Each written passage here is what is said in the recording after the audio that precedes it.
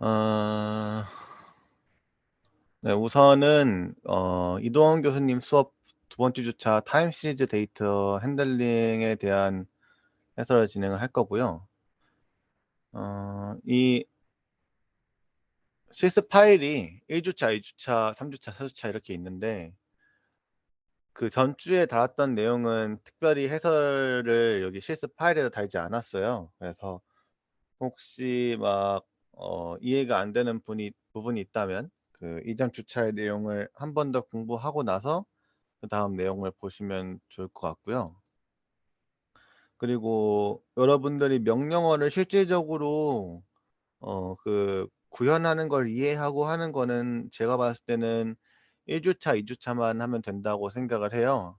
3 주차, 4 주차 그 머신러닝, 딥러닝 이런 부분은 그냥 말 그대로 '실행해 보니까 이런 게 나오네.' 정도만 이해를 하고, 거기에 대한 지식은 그 PDF 파일로 정리본 올려 놓은 거를 기반으로 공부를 하시면 좋을 것 같습니다. 네, 그래서 일단 쭉 설명을 하겠습니다. 그럼 첫 번째는 이 타임 시리즈 데이터라는 걸 어떤 건지부터 설명을 드릴 건데, 그냥 말 그대로 시간 순서대로 기록한 데이터예요. 시간 순서대로 기록한 데이터이다 보니까 그 시간의 순서라는 점 때문에 특별한 가치를 가질 때가 있어요. 그래서 오늘 하는 실습은 그 부분에 대해서 쪼끔 집중하는 거고, 그래서 첫 번째는 이 실행하는 블록 단위를 셀이라고 부르는데, 첫 번째 셀에서는 matplotlib이라는 패키지하고 pandas 라는 패키지를 불러옵니다. 그리고 구글 콜앱에 연결을 해서 마운트를 시키고요. 보통 이렇게 패키지를 불러오는 거는 최상단에 합니다.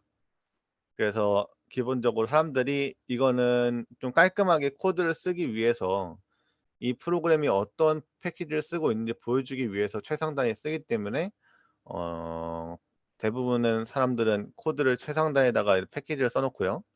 그다음에 두 번째, 이 구글 드라이브 마운트 이 부분에 대해서 여전히 쪼끔 어려움을 느끼시는 분들이 많던데, 우선 이 from google.colab import drive는 단순히 이 드라이브라는 함수를 가져오기 위한 명령어고, 그래서 일단 드라이브라는 함수를 가져왔어요. 그런 다음에 drive.mount 하면 이만큼만 쳐도 사실 구글 공유 드라이브에 연결돼요. 근데 이 안에 그 문자열로 넣어 줬잖아요. 이게 어떤 거냐면 밑에 실행문을 보시면 알겠지만 이 또 "컨텐트 G 드라이브에 마운트가 됐다."라고 돼 있어요. 이 문자열이 경로를 지정해 주는 거예요. 그 교수님들이 설명해 주실 때 이 드라이브가 연결되는 경로가 간혹 가다 바뀔 수 있다고 설명하셨잖아요. 그래서 이 drive.mount라는 함수 안에다가 내가 원하는 경로를 이렇게 설정해 주면 고정이 돼요. 내가 원하는 경로에만 연결돼서 왼쪽에 있는 버튼 4개 중에 가장 아래 거 누르면 파일 있죠? 이게 컨텐트예요. 컨텐트고, 이 아래에 G 드라이브가 있죠? G 드라이브를 누르면 이 마이 드라이브로 연결이 돼요. 그러면 이 마이 드라이브 안에 내가 가지고 있는 파일들이 다 들어 있는 거예요. 이런 식으로 내가 경로를 설정을 해줄 수 있어요. 이 슬래시 역슬래시 표시는 컴퓨터에서 경로를 나타내는데 약간 그 하위 단계로 내려가고 있다 이런 거를 보여주는 거예요. 그래서 컨텐트 아래에 있는 G 드라이브 이렇게 해 가지고 경로를 설정한다라고 코드를 넘겨준 거죠. 그다음은 asset underscore dir이라는 함수에다가 이 파일의 경로를 저장해 놨어요. 파일의 경로를 스트링으로 문자열로 저장을 한 다음에 불러오는 거죠. 이거를 이렇게 하는 이유가 뭐냐면 매번 그냥 이거를 컨트롤 C 해서 이 함수 안에 넣어 줘도 돼요. 그런데 그러면 너무 복잡하잖아요. 그래서 코드를 쪼끔 더 간단하게 쓰기 위해서 얘를 다른 변수로 놓은 다음에 이 변수로 대신 쓰는 거고요.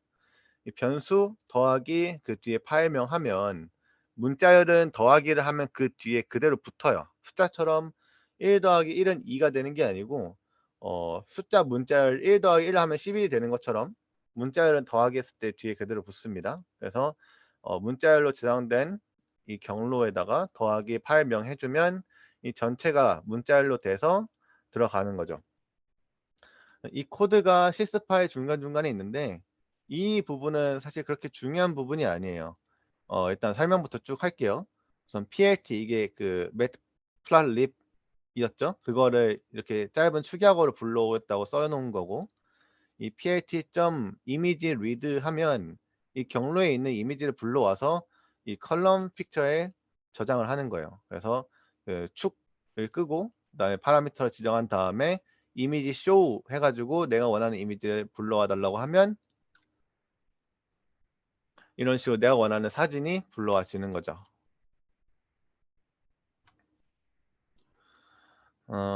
이거를 이렇게 하는 이유는 이 콜앱이라는 환경이 이미지가 삽입이 안 돼요. 간단하게 그냥 내 컴퓨터에 이거 png 파일 다운받아서 삽입해 가지고 보여주면 간단한데 그 이미지 파일이 간단하게 삽입이 안 돼서 조금 번거롭지만 그 명령어를 이용해서 이미지를 보여주는 방법을 선택한 거예요. 그래서 이 부분은 이렇게 생긴 것들은 단순하게 사진을 보여주기 위한 것이기 때문에 그렇게 막 자세히 보실 필요는 없습니다. 그래서 우리가 원하는 건 결국 이 사진만 보는 거죠. 타임 시리즈 데이터잖아요. 우리가 보는 거는 이 코비드 19에 대한 거고, 이 코비드 19 감염자, 그 확진자, 사망자, 완치자에 대해서 시간에 대해서 그 사람들 숫자를 기록한 데이터를 볼 거예요. 이런 식으로 되어 있는 거고, 이거를 이제 쭉 봅시다. 역시 위에서 설명한 대로 경로는 우선 변수에다 저장을 해가지고 조금 더 깔끔하게 불러올 수 있게 설정을 했고요. 그래서 이렇게 세 개의 데이터를 불러왔습니다.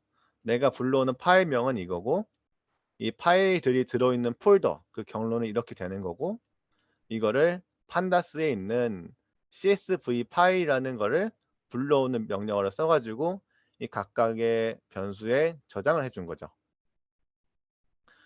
그러면 이 변수 이름만 봐도 알겠지만 covid-19 underscore time series underscore confirmed라는 거는 covid-19에 대해서 시간 계열에 이 확진자의 데이터가 들어있을 것이다 라고 알 수 있는 거죠. 변수 이름을 잘 지어놨으니까요. 그래서 이렇게 데이터를 불러온 다음에는 항상 데이터 불러왔을 때 체크를 해줘야 돼요. 내가 데이터를 잘 불러왔는지. 그래서 covid-19 하고 변수에다가 점 헤드 해가지고 이 변수를 확인을 해주고요. 이 점 헤드는 어떤 거냐면 이 covid-19 underscore case underscore confirmed라는 이 변수가 데이터 프레임이에요. 데이터 프레임에는 점 헤드를 이용해서 이 최상단 5개를 볼 수 있어요. 헤드니까 머리죠. 그래서 가장 위에 있는 거고, 반대로 점 테일을 쓰면 가장 마지막 그 데이터들이 나옵니다. 기본적으로는 여기 숫자 5가 들어있어요. 괄호가 비어 있지만 5라는 숫자가 들어있고 우리가 나와 있는 데이터가 5줄이라는 걸 봤을 때 5줄을 보여달라는 명령어라는 걸 알 수 있죠. 이거를 단순하게 10이라고 써주면 그냥 10줄 나와요. 그래서 내가 원하는 만큼 칠 수 있어요. 간단하게 보통은 그냥 5개 정도? 우리가 보려는 거는 이 전체 데이터가 아니고 이 컬럼과 그 로우가 그 행과 열이 잘 불러와졌는지 중간에 오류값은 없는지 체크하기 위해서 보는 거니까 그냥 간단하게 맨 최상단에 있는 5개의 데이터씩만 불러와 가지고 이렇게 확인을 하고 있습니다. 그 다음에 역시 또 이 데이터가 잘 불러와졌는지 확인을 하고 또 한편으로는 데이터를 이제 활용할 수 있도록 데이터에 대한 기본적인 이해를 해야 돼요. 그래서 쓰는 명령어가 또 몇 가지가 있는데 우선 첫 번째로 이만큼이 데이터 프레임이죠. 이만큼 정확히 말하면 시리즈네요. 이만큼이 시리즈이고 데이터 프레임 안에 들어있는 하나의 컬럼만 지정을 했잖아요. 그러면 이렇게 들어있는 하나의 컬럼만 지정돼 있어요. 그래서 이걸 이만큼의 시리즈라고 불러요. 그 시리즈와 데이터 프레임의 차이는 찾아보셔도 괜찮고요.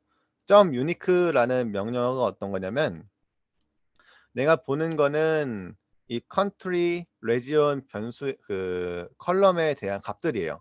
이 값들에서 유니크를 본다는 거는 겹치지 않는 값들을 보겠다는 거죠. 그래서 보시면 아프가니스탄, 알바니아, 알제리 이런 거 다 있잖아요. 이런 거에 대해서 그 겹치지 않는 것들이 다 나옵니다. 그래서 어느 종류가 있는지 그거 다 불러주고요. 그다음에 똑같이 이 시리즈에다가 점 value underscore count 하면 이 각각의 유니크 밸류가 몇 번씩 등장했는지 숫자를 세줘요. 그래서 이만큼 value underscore count라는 명령어가 여기 아래 보시면 차이나는 33개, 캐나다는 14개, 유나이티드 킹덤은 11개 이런 식으로 각각 몇 번씩 나왔다라고 알려주죠. 자, 그 다음 봅시다. 그래서 한번 이 데이터 핸들링을 먼저 해볼 거예요. 셀렉티드 차이나에다가 셀렉티드 컨트리에다가 차이나를 넣습니다. 내가 중국에 대해서 보고 싶어서 그래요. 중국 데이터가 가장 많기도 하고. 그래서 변수명을 차이나 언더스코어 컨펌드라고 했어요. 그 확진자 중에서도 중국 데이터만 보고 있다는 거죠. 그럼 우선 전체 확진자 데이터베이스에서 필터링을 걸어주는 거죠. 이 데이터 프레임의 컨트리가 이 셀렉티드 컨트리인 거냐. 근데 우리가 셀렉티드 컨트리를 차이나라고 입력을 했으니 여기에 차이나가 들어가 있는 것이죠. 그래서 이 컨트리가 차이나인 데이터에 대해서만 불러와 줍니다. 행위. 역시 리커버드도 데스도 똑같고요. 그래서 프린트 해가지고 이 컬럼즈를 보면 그 우리가 만든 이 차이나의 중국의 확진자 데이터베이스의 컬럼들이 province, country, 이건 latitude, longitude 같은데 그 위도와 경도, 그다음에 이건 각각 날짜에 대한 데이터고요. 이런 식으로 컬럼에 있는 걸 알 수 있어요. 그리고 똑같이 점 헤드하면 최상단 5개의 데이터가 보이고, 그다음에 우리가 조건을 걸어줬듯이 컨트리가 모두 차이나인 걸 알 수 있죠. 여기까지가 코드를 일단 설명을 해준 것이고, 그 코드를 쓰다가 궁금한 점이 생길 수 있어요. 예를 들어서 그냥 여기에다가 차이나라고 적으면 되지 왜 굳이 selected country에 차이나라는 거를 넣어 가지고 이 selected country라는 걸 다시 넣는 거지? 이러면 일을 2번 하는 거 아닌가? 라고 생각을 할 수 있어요. 이 부분에 대해서는 특별히 교수님께서 설명을 안 해주셨는데 2가지식으로 얘기하자면 이게 유지보수 하는 데 더 간편해요. 만약에 내가 이 차이나라는 나라 대신에 이탈리아를 본다고 합시다. 그러면 이 selected country 대신에 이태리라는 거를 모든 명령어마다 다 넣었겠죠. 근데 만약에 그 상태에서 내가 일본을 보고 싶어요. 그러면 여기선 단순히 3줄이지만 실제로는 엄청나게 많은 줄이 있을 텐데 그 줄에 들어있는 모든 이탈리를 다 재팬으로 바꿔줘야 돼요. 그러면 일단 모두 바꾸는 게 굉장히 힘든 작업이거니와 내가 중간에 놓치는 변수도 있을 수 있잖아요. 그렇죠? 그래서 그런 일을 막기 위해서 이 selected country라는 변수로 저장을 시키고 이 selected country라는 걸 넣어줍니다. 이렇게 하면 최상단에 있는 이 차이나 한 줄만 뭐 재팬이나 이탈리로 바꾸면 모든 줄이 다 바뀌어요. 그래서 이 프로그램의 유지 보수 측면에서 의미가 있는 거죠. 우리는 아직 코드가 굉장히 짧고 간결하기 때문에 그냥 뭐 컨트롤 C 해서 컨트롤 V 할래라고 생각할 수 있어요. 또 실제로 그래도 돼요. 하지만 이거는 이제 코딩하는 사람들 입장에서 이런 식으로 쓰는 게 조금 가독성도 좋고 유지 보수에도 좋고 여러 가지로 좋아서 이렇게 쓴 거다라고 이제 설명을 드리겠습니다. 다음 내려갑시다. 이것도 똑같아요. 시티 인덱스를 0이라고 설정하는 거는 내가 다음에 다른 시티를 볼 때는 인덱스 이 변수에 들어가는 값만 바꿔주면 된다는 뜻이죠. 그래서 한번 봅시다. 0번째가 이 안우이라고 읽는지 맞는지 모르겠는데 이 지역이네요. 그래서 똑같이 파라미터를 설정을 해주고 이건 plt.title 해가지고 이 플랫의 최상단에 있는 그 제목을 달아주는 거예요. 그래서 이만큼에다가 플러스 confirmed 데이터베이스에서 ILOC는 인덱스로 접근하는 주소 지정법이라고 설명을 드렸죠.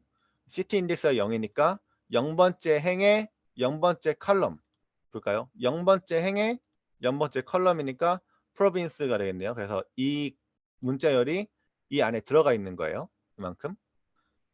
그러면 괄호를 설정해 주고, 그러면 이 타이틀에서는 괄호 왼쪽하고 괄호 오른쪽은 내가 써준 거고, 가운데 있는 안우이만 변수로 들어간 거죠. 만약에 CT 인덱스를 바꿔주면 자동으로 이 안우이라는 텍스트가 다른 텍스트로 바뀔 거예요. 왜냐하면 내가 이걸 변수로 넣었으니까. 그 다음 또 X 레이블 X축 이름 데이터라고 하겠다고 여기 써놨어요. Y 레이블 Y축 이름을 COVID-19 넘버스라고 적겠다고 나왔어요. 플랫을 해봅시다. 차이나 언더스코어 컨펌드 해가지고 이거를 또 역시 인덱스로 지정을 해서 CT 인덱스가 처음에 0이라고 넣었죠. 역시 이 아두이 CT에 대한 데이터만 가지고 올 거고요. 이 콜론 양쪽에 있는 거는 데이터의 범위예요. 왼쪽부터 오른쪽까지. 그러면 여기 4라고 적혀 있으면 네 번째 컬럼부터라고 되어 있는 거예요. 위에서 보시면 0번째, 첫 번째, 두 번째, 세 번째 하고 네 번째부터 시간 데이터가 들어가죠. 그래서 이 데이터부터 이렇게 쭉 가져오겠습니다 라고 하는 거예요. 그다음에 콜론의 오른쪽은 비어 있어요. 이렇게 비워 놓으면 끝까지 가주세요 라는 뜻이에요. 끝까지 가주세요. 그러면 이 네 번째부터 끝까지 데이터를 모두 가지고 오겠네요. 그럼 요만큼의 데이터 프레임을 플러스 찍어주세요. 색깔, 컬러는 블루로. 역시 컬러 그린, 레드 하면 이렇게 나오는 거죠. 플러시.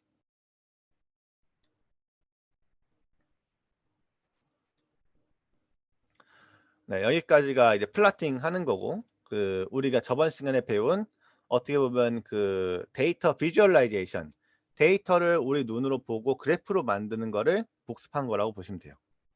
그래서 퀴즈가 하나 나왔는데 이번에는 중국에서 안의 말고 아마 기린성 같은데 이 여기를 플라타시오라고 돼 있어요. 그러면 우선은 얘가 몇 번째 도시인지 알아야 돼요. 그래서 우선 이 차이나 컨펌드를 들어가 가지고 이 도시들을 쭉 봅시다. 그러면 역시 뭐 인덱싱 하는 방법은 자기 자유예요. 저 같은 경우에는 인덱스를 이용한 인덱싱 주접근법 해가지고 아일록 썼고요. 그다음에 행은 전체 행에 대해서 처음부터 다섯 번째 컬럼 아래까지 그러면 0, 1, 2, 3, 0, 1, 2, 3, 4 딱 여기까지 나오겠네요. 그리고 모든 도시에 대해서 나올 거고요. 그래서 이렇게 해서 프린트를 하면 여기 요만큼 텍스트가 나옵니다. 이렇게 0, 1, 2, 3, 4 이렇게 쭉 나왔죠. 첫 번째 프린트 명령어가 이건데 보시면 이 기린성이 몇 번째 도시인지 알아야 돼요. 그럼 안후이가 56번째, 그다음 기린이 74번째죠. 그러면 56번째하고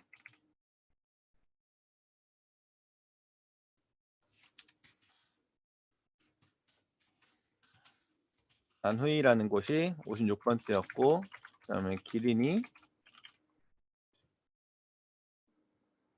74번째였으니까 그러면 따라서 안후이가 처음에 접근할 때 CT 인덱스가 0이었잖아요. 우리가 안후이에 접근할 때.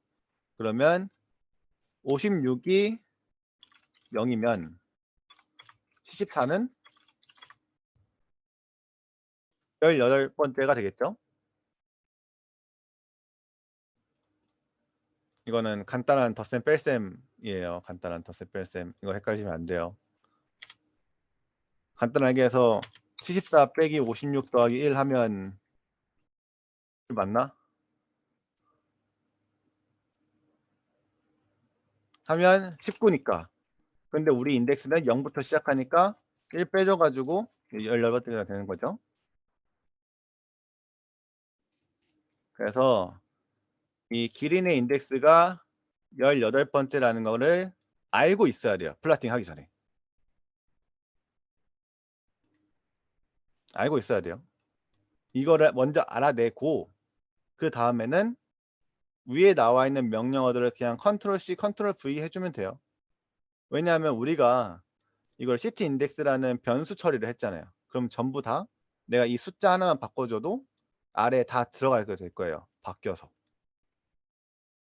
그래서 실행을 해보면 기린이라 나와 있고 그래프의 모양이 조금 바뀐 걸 알 수 있죠. 여기까지가 퀴즈 1번이었어요. 내가 이 타이틀에다가 기린이라는 이름 넣지 않아도 변수로 입력을 했기 때문에 시티 인덱스만 바꿔줘도 들어가는 거예요.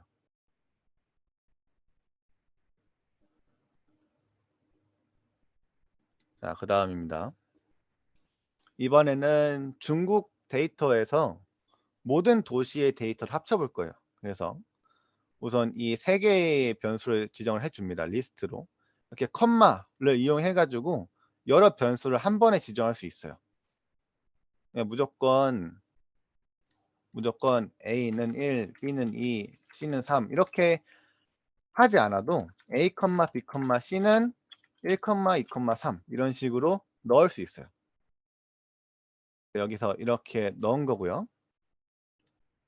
리스트니까 I에 대해서 네 번째부터 이 컬럼스의 길이까지, 그러니까 끝까지 가겠다는 거죠. 모든 컬럼들에 대한 길이니까 끝까지 가겠다는 거고, 네 번째가 우리가 아까 그 첫날 데이터가 있는 순서였잖아요. 그래서 역시 우리가 인덱스로 접근하는 거니까 ILOC를 사용했고요. 그래서 ILOC 해가지고 모든 행에 이 컬럼은 범위를 지정한다고 했고 써놓지 않으면 끝까지라고 했어요. 왼쪽 비어 있으니까 왼쪽 끝부터, 오른쪽 비어 있으니까 오른쪽 끝까지 모든 도시에 대해서 I 번째 내가 원하는 어떤 날의 데이터만 일단 전부 가져온 거죠. 요만큼이. 다음 점 썸이니까 썸은 서메이션의 약자잖아요. 서메이션 합계. 모든 도시에 그 날 발생한 확진자를 다 더하는 거죠. 여기까지. 그럼 숫자가 나오겠어요. 숫자가 나오면 이거를 어펜드 하겠다는 거예요. 리스트는 어펜드가 가능하죠. 그럼 데이터가 들어가죠. 그럼 첫날에 대해서 4, 네 번째에 대해서 하고 그 다음 날에 대해서 하고 그 다음 날에 대해서 하면 모든 날에 대해서 중국 전역 도시의 확진자, 사망자, 그리고 회복한 사람이 모두 구해지는 거예요. 포문을 이런 식으로 넣었고, 사실 이 포문을 3개를 쓸 필요가 없죠. 왜냐하면 len china underscore discovered나 confirmed나 death나 모두 크기가 같잖아요. 그래서 이거를 다 안 쓰고 그냥 한 줄에다 넣어도 되는데 조금 더 이해하기 쉬우라고 이렇게 분리를 해 놓으신 것 같아요. 그래서 이 셀이 작업이 끝나면 그럼 이 3개의 변수에 리스트가 들어갈 거고 그 리스트에는 첫날부터 마지막 날까지 모든 도시에서 발생한 확진자, 완치자, 사망자의 숫자가 기록될 거예요. 그런 다음에 이거를 우리는 아까 각각 하나의 도시에 대해서 봤는데 모든 도시에 대해서 한번 봅시다. 똑같이 입력을 해주고요. 타이틀이나 레이블 설정해주고 그다음에 이 3가지는 그냥 해주는 거죠. 플러스 해가지고 어떤 데이터 쓸 건지 그다음에 이거는 컬러를 설정해 주는 거예요. 블루, 그린, 레드. 맨 아래에 plt.legend라고 되어 있는데 이 레전드라는 거는 플랫에서는 범례라는 뜻이에요. 범례. 그래서 점 레전드 해가지고 오른쪽 위에 이렇게 그 각각 색깔 선별로 어떤 데이터가 들어가 있는지 범례가 들어가서 이걸 레전드라고 영어로는 부르고요. 로케이션이나 폰트 사이즈 이런 걸 정해준 모습입니다. 그래서 모든 도시에 대해서 각각 합계를 구한 거죠.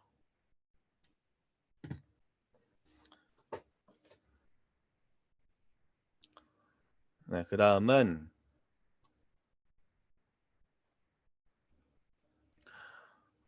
누적 합계를 구해 봅시다.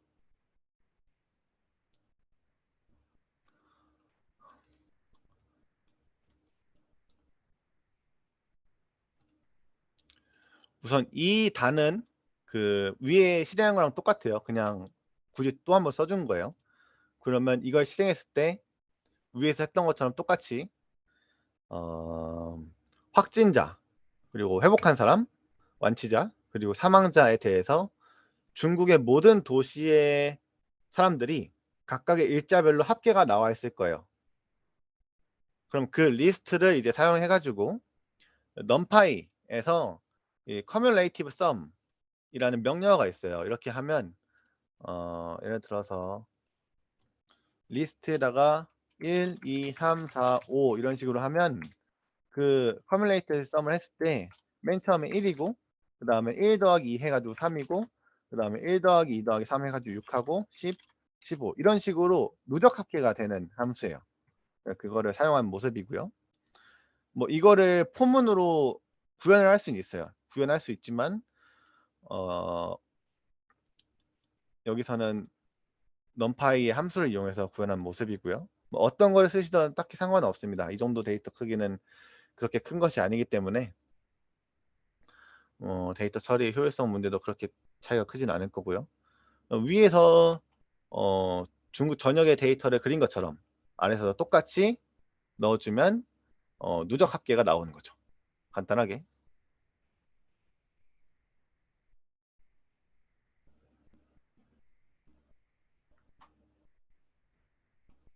다음 퀴즈. 두 번째 퀴즈. 이탈리아와 스웨덴의 누적 합계를 플롯하시오라고 되어 있어요. 그러면 간단하게 그 위쪽에 있는 코드를 다 복사를 해요. 다 복사해 가지고 붙여넣기 한 다음에 그냥 차이나를 다 이탈리, 차이나를 다 스웨덴으로 바꿔주기만 하면 돌아가요. 사이트드 컨트리를 이탈리아로 해주고 여기서는 조금 오류가 생길 수도 있는데 그 변수 이름을 위해서 차이나로 썼잖아요. 변수 이름은 다 이탈리로 바꿔줘야 돼요.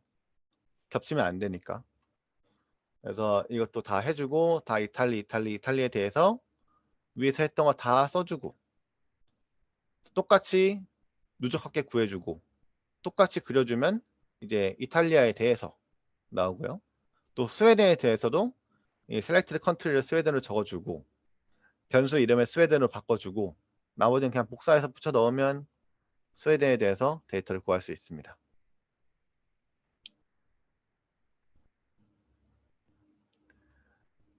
이 과정에서 오류가 뜨실 수도 있을 것 같아요.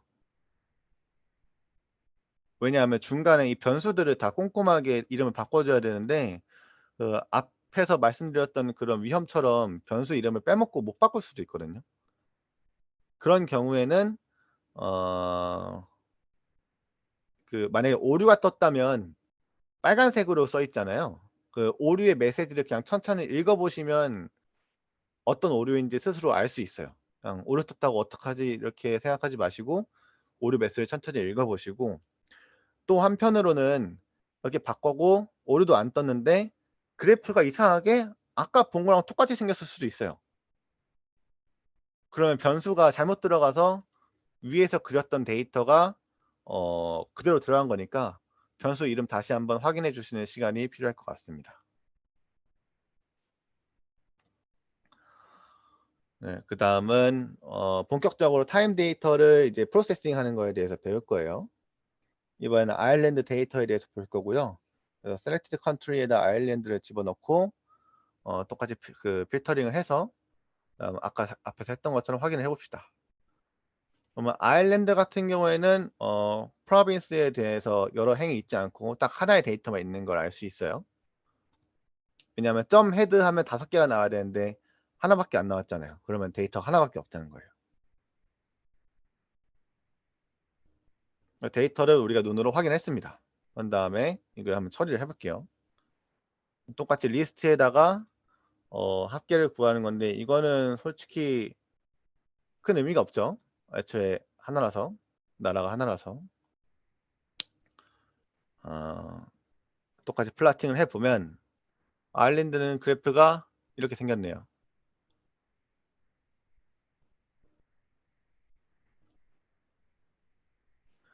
네, 그래서 이거에 대해서 오늘 본격적으로 배운 것은 인터폴레이션, 보관법이에요. 그 이전 시간에 이상치와 결측치에 대해서 설명을 드렸어요. 이상치는 있을 수 없는 굉장히 높거나 굉장히 낮거나 이런 데이터가 들어가 있는 거고 결측치는 측정 장비나 혹은 데이터의 소실이나 이런 것 때문에 해당 데이터가 빠져 있는 거예요. 그래서 이런 것들은 데이터를 그대로 쓸 수 없고 다 제거를 하거나 혹은 보정을 해 줘야 되고요. 제일 간단한 방법은 전체 데이터에서 평균을 구해 가지고 그 평균을 채우는 방법이에요. 하지만 우리가 항상 그 방법을 쓸 수는 없겠죠. 예를 들어서 이 그래프를 봅시다. 한 50 일째 결측치가 생겼어요. 근데 평균을 내면 한 15,000 으로 나올 텐데 이거를 50 일째에 갑자기 넣을 수는 없잖아요. 그쵸? 쪼끔 더 자연스럽게 결측치를 메꾸기 위해서, 쪼끔 더 자연스럽게 이상치를 메꾸기 위해서 인터폴레이션, 보관법이라는 걸 씁니다. 우리는 오늘 실습에서 그 임의로 결측치를 만들 거예요. 왜냐하면 우리가 갖고 있는 데이터는 결측치가 없으니까. 그래서 우선 이거를 오리지널이라고 만들고 그래프를 그려 봤을 때는 원래 그래프는 이렇게 생겼다라는 걸 보시고요. 그런 다음 쭉 봅시다. 자, 여기서 또 설명을 드릴게, 파이썬에는 이 결측치를 나타내는 값인 none이 없어요, 기본적으로. 그래서 numpy라는 모듈을 가져온 다음에 이 numpy 안에 있는 np.none이라는 이걸 이용해서 결측치를 불러와 줘야 돼요. 다시 한번 설명드리지만 데이터가 없는 결측치하고 0은 다른 거예요. 0은 그 자체로 값이 있는 거예요, 0이라는 값이. 근데 none은 아예 그런 값이 없는 거예요. 그 두 개는 둘 다 없는 거니까 똑같은 거 아닌가라고 생각을 하실 수도 있겠지만 절대 다르다는 거 항상 기억해 주시고요. 그래서 원래 데이터에서 우선 그 파편을 좀 내봅시다. 그러면 이런 구간들은 그냥 임의로 설정한 다음에 그냥 아무 데나 설정한 거죠. 여기다가 넌 값을 이렇게 집어 넣었어요. 그럼 여기에 있는 데이터가 다 없어지겠죠. 결측치로 들어가겠죠. 그래서 오리지널 위드 넌 해가지고 그래프를 그려봤더니 중간중간에 끊겨 있어요. 이렇게. 그럼 중간중간에 이렇게 결측치가 있다는 걸 우리가 확인을 한 거죠. 우리가 이제 이걸 인터폴레이션 보관법을 이용해서 맨 처음에 있는 그 그래프를 따라해 볼 거예요. 첫 번째 방법으로 covid-19 언더스코어 인터폴레이트 언더스코어 폴리라는 변수에다가 이거를 이만큼 우리가 만든 거, 이 넌 값을 넣은 거 여기에서 점 인터폴레이트 해가지고 보관을 시킵니다. 근데 메소드 하고 어떤 식으로 보관을 할 건지를 지정해 줘요. 이 부분을 인 폴리노미얼이라고 써 있는데 간단하게 말해서 그냥 다항함수예요. 다항함수. 폴리노미얼 하면 다항함수. 그러면 오더가 2니까 2차 함수의 모양으로 보관해 주세요 라고 해준 거죠. 단순히 처음 여기 비어있는 그 끝에 절편에 왼쪽 끝과 오른쪽 끝을 직선으로 잇는 방법도 보관법이 돼요. 그게 우리가 저번 시간에 배운 보관법이고요. 근데 모든 데이터가 꼭 직선일 리는 없잖아요. 그래서 우리는 곡선을 채택하게 되고 그 중에서 다항함수를 쓰겠다는 거죠. 2차 함수인 곡선을 써가지고 보관하겠습니다. 그다음 요거는 큐빅이라고 되어 있는데 익숙하지 않으신 분들은 조금 헷갈리실 거예요. 이게 스퀘어, 텍스트 박스를 만듭시다. 스퀘어 하고 큐브, 큐빅, 스퀘어, 큐브, 큐브라고 하는데 이거는 삼각형이죠. 그리고 이거는 육면체잖아요. 이거를 그 단어의 정의 자체로 보면 그렇지만 한 변 길이가 d일 때 사각형은 d의 제곱이고 육면체는 d의 세제곱이죠. 여기서 착안해 가지고 스퀘어는 제곱을 나타내요. 큐빅은 세제곱을 나타내요. 그래서 우리가 초반부에 중간고사 범위에서 배웠던 sqrt라는 함수 있죠? 이게 제곱근을 구하는 함수인데 그게 스퀘어 루트라는 거죠. 이거의 약자예요. 스퀘어 제곱 루트 근 제곱근. 그래서 이거는 조금 생소하실 수 있을 것 같아서 설명을 드렸고요. 큐빅이라고 하면 3차 함수로 그려달라는 거죠. 3차 함수. 위에서는 2차 함수, 아래로는 3차 함수. 큐빅 대신에 폴리노미얼하고 오더에다가 3을 넣어도 똑같은 식이 돼요. 이거를 블루, 그린, 레드로 설정해서 각각 봤더니 굉장히 매끄럽게 그려진 모습을 볼 수 있습니다. 여기 보시면 파란색하고 초록색이 안 보이죠? 이거는 빨간색이 맨 위에 덮고 있어서 그래요. 서로 겹쳐 있어서. 굉장히 잘 보관했다는 뜻이죠. 이 형태 봤을 때 맨 처음 이 그래프하고 크게 차이가 없어 보입니다. 이런 식으로 직선으로 보관하는 것보다 곡선을 이용해서 보관할 수도 있고, 또 이게 어쩌면 더 잘 맞을 수 있다라는 거죠. 우리가 본 거는 이 아일랜드의 어떤 데이터지? 컨펌드 데이터에 대한 거고, 그 다음 퀴즈는 그 사망자에 대한 데이터라서 뭐 똑같이 다 컨트롤 C, 컨트롤 V 해주시면 돼요. 그냥 다 데스로만 바꿔주시고, 해서 돌리면 역시 똑같이 잘 됩니다.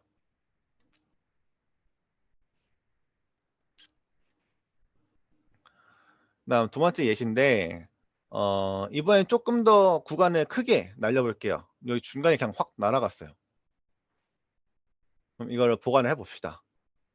역시 똑같이 폴리노미얼하고 큐빅 했더니 원래 데이터와 비교했을 때 약간 벗어나죠. 이런 거는 보관법의 한계예요. 원래 데이터를 모르기 때문에 완전히 그 데이터를 그냥 완전히 복구하는 것이 아니고 추측하는 거거든요, 컴퓨터로. 이런 정도의 보관법 사용할 때 오차가 생길 수 있다.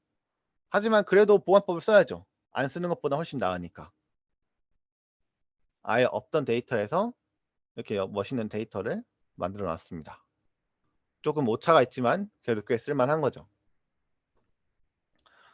이렇게 보관법 하는 방법은 굉장히 다양해요. 다항함수를 쓸 수도 있고, 로그 함수를 쓸 수도 있고, 지수 함수를 쓸 수도 있고, 뭐 자신이 원하는 대로 굉장히 방법은 다양한데, 이거에 대해서 자세히 배우려면 이것만 배워도 3개월은 걸리거든요. 그래서 여러분들은 단순히 보관법은 결측치를 보완하기 위해서 만드는 거고, 이거를 다항함수 같이 곡선의 형태로도 보관할 수 있구나 라는 거를 알고 가시면 될 것 같습니다. 이 부분에 대해서는. 아래 퀴즈 네 번째인데, 이번에는 인터폴레이션 오더를 변경해서 플라타시오라고 돼 있어요. 똑같이 폴리노미얼하고 오더만 바꿔줬는데, 교수님께서 수업 시간에 사진을 왜 찍냐라고 말씀하셨던 게 왜 그러냐면, 그냥 간단히 말해서 다항함수예요. 다항함수. 다항함수고, 그 다항함수의 차수만 바꿔주는 굉장히 간단한 작업이기 때문에 그렇게 어려운 내용이 아니라는 거죠. 여기 보시면 3차 함수, 5차 함수, 11차 함수를 이렇게 인터폴레이션 했을 때 그래프예요. 특별히 주목할 만한 부분은 그 11차 함수로 보관했을 때 굉장히 튀죠.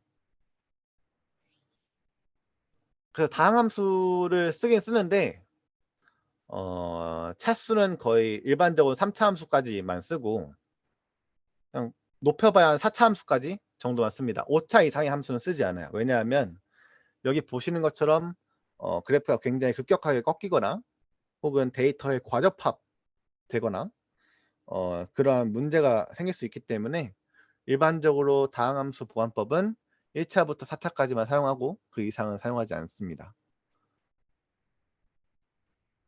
이게 마지막 예시인데, 이거는 아까 말씀드렸잖아요. 보관법에는 굉장히 다양한 방법이 있다고.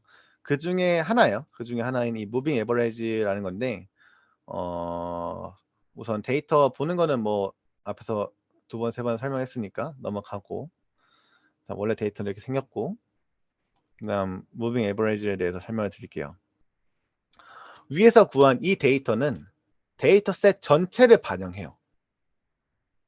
근데 만약에 데이터셋 전체를 반영했을 때 생기는 문제가 뭐냐고 하면 우리는 자연계에 살고 있잖아요. 그럼 만약에 온도만 따지고 보면 당장 내일의 온도가 당장 어제의 온도가 6개월 전의 온도보다 훨씬 오늘 온도를 예측하는데 의미가 크겠죠. 그러니까 그런 식으로 가중치를 설정을 해주는 거예요.